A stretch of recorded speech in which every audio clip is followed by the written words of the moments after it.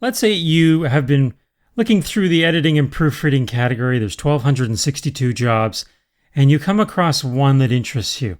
Down here, I found one earlier that's a nonfiction children neuroscience memoir. Sounds interesting. Has a $10,000 budget. This is a very highly priced contract on Upwork. You will rarely see an editing and proofreading job for that amount of a fixed price contract.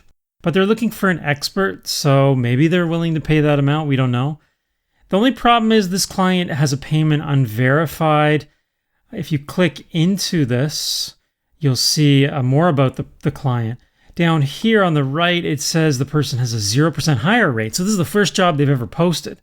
And they don't have a verified payment method as it showed on the previous screen. Could raise some red flags here. Someone with a very high budget, but no history. This person may be fishing for freelancers. So they might not pay $10,000. They're just fishing to get as many bids as possible. And certainly some people will bid low. And they'll probably jump on those that freelancer. So you can read through this. The person says the book's been written and edited and so on. And it's a one-time project. Down below, it says, and this is useful to you, there are 20 to 50 proposals. I guess Upwork doesn't want to tell the exact number, probably closer to the 50, given the budget price. It says it was last viewed by the client 4 hours ago. But most important to you is this thing here that says they're interviewing 3 people already. So by the time I get to this contract, I'm behind the 8 ball already. So I'm already behind 3 other people. Usually that's a bad sign because there's some conversations already going on here on this contract for this client. So you want to get that bid in as fast as possible. If you click on another bid and you see 0 interviewing and you see a lower number of proposals, then you have a really good shot at getting this contract. So up here, it also says the required connects to submit a proposal. Again, I told you that connects are kind of like coins, the currency of the site. They do not want people doing unlimited bidding. So they put a price on it, which is 2 connects. You get a certain number of connects in your account, whether you have a free account or a paid account. I have 240 left over because I haven't done much bidding on this account in a little while. So I have a lot there. So it's not a big deal for me to use 2 of those. I've never seen a 1 connect bid. So just divide those available connects by 2 and you know how many bids you can make. You can also save this job for later if you want. You don't want to bid on it, but you want to bid later. So let's submit a proposal. And here we have the submit a proposal page. Again, we have more details that we can look at. We can view that job posting again if we like. They're looking for an expert. More information on the connects. And down here, it says the client's budget is $10,000 US. So of course I'm going to bid that. I'm going to talk more about bid strategies later, but maybe let's go a little bit lower because I have a feeling the people bidding are probably not going to necessarily bid the max. I'm using my free freelancer account, so I don't see the bid range. If I was using my agency account, I would see that range. I pay for that option. So I'm kind of going blindly into this. Notice the fee here, the Upwork service fee is $950. So that is explained here. They talk about what this is costing. It's kind of a high amount. In the days of elance.com, the fee was $8.75 on everything. And now things have changed. So you'll receive, this is the amount you'll receive in US dollars. And this is estimated duration. So let's stop here for a second. You will have to think about how long it would take you to do that. And that will come down to some calculations you'll have to make. How long will it take me to edit this? The problem is the person who wrote these job details has not indicated the length of the book, and that's going to affect your bid number. So what I always say is just put the lowest one, put less than a week. You don't want anybody else to say less than a week, and you choose 1 to 3 months, and maybe you lose based on duration. So I say always choose less than 1 week. Even if it's a big book and they tell you it's 400 pages, just bid less than 1 week.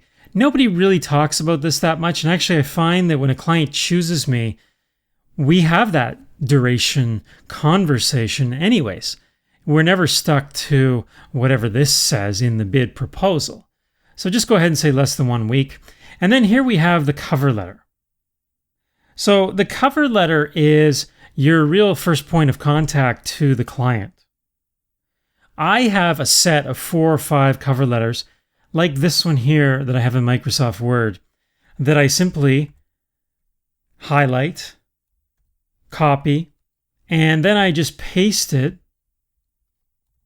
into this box.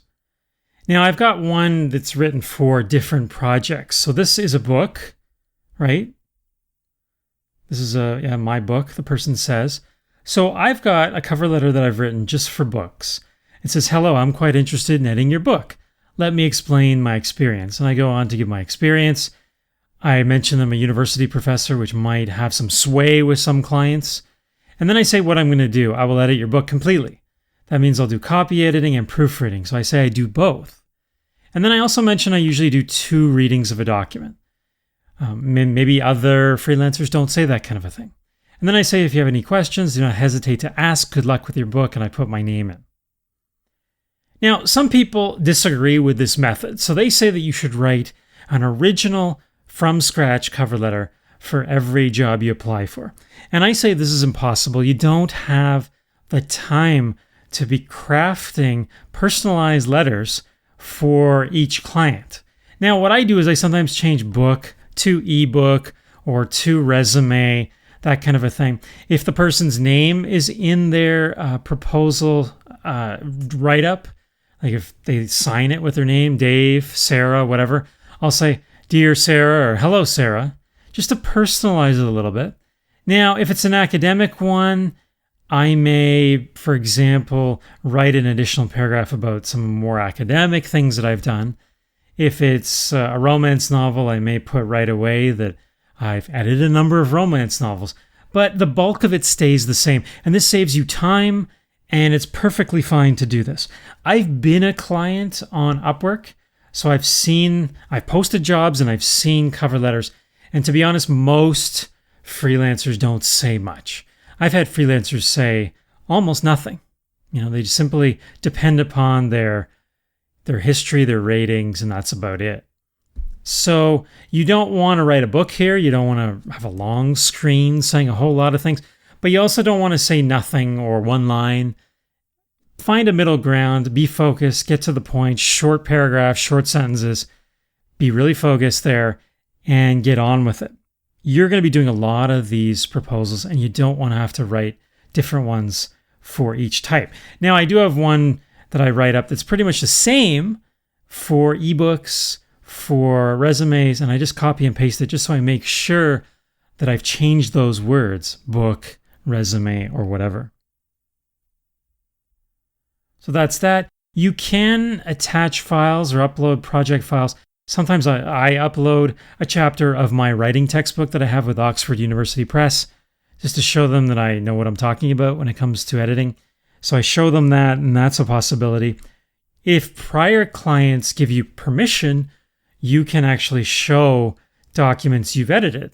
But make sure that when you upload those, you've got permission from your clients, because there may be some privacy rules there, non-disclosure agreements or whatever. But that can really help actually to show, particularly with track changes on in Word, what you've done with another client's writing. Now you can also, in this box, upsell yourself. So if you're bidding on something that has to do with science and you've got a science background, definitely mention that. And they may be interested in that science background as well. I find certainly that as a professor, and I pitch myself as a professor, that people who have master's theses and PhD dissertations, they really like having a professor look over their work. So look into your own experience and say, what is my experience? What is my knowledge and intelligence about a specific topic? And put that in right away. So that's my proposal. And then you go down to the bottom and you just click submit. And they have all these rules that tell you about escrow and payments and mediation services if things go wrong. Yes, I understand. And I submit. So it shows me on this follow-up page, my proposals, one active candidacy. So you notice I also have some invitations. So some people over the months have invited me. You can respond to those. It also shows me submitted proposals that I've done before. So that's a walkthrough of submitting a proposal and some of the details that you should follow when you fill out that form.